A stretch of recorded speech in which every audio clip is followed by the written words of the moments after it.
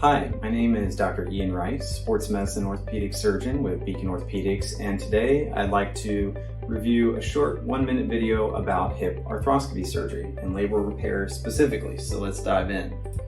Hip arthroscopy is a same-day outpatient surgery, typically done in my practice with 3 small poke hole incisions.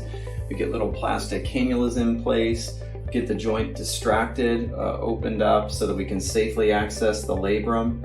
The labrum is the rubber gasket that surrounds the acetabulum and provides protection and a negative pressure vacuum seal. We begin by debriding the pincer overhang on the acetabular side and then placing suture anchors over that freshened bone that stimulates a good healing base for the labrum to heal to. Place the sutures around the labrum, cinch that down, snip the extra suture, and then repeat as we go around the clock. That's a very nice labral repair. And that will generally require 4 weeks on crutches with 50% weight bearing. After the surgery, 6-month total healing time.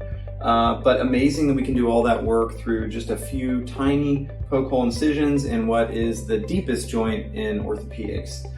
If you would like to learn more about hip arthroscopy, hip labral repair, please come visit me, make an appointment at cincysportssurgeon.com or beaconortho.com. This video was designed for current and prospective patients, and for all other viewers should be considered for informational and entertainment purposes only.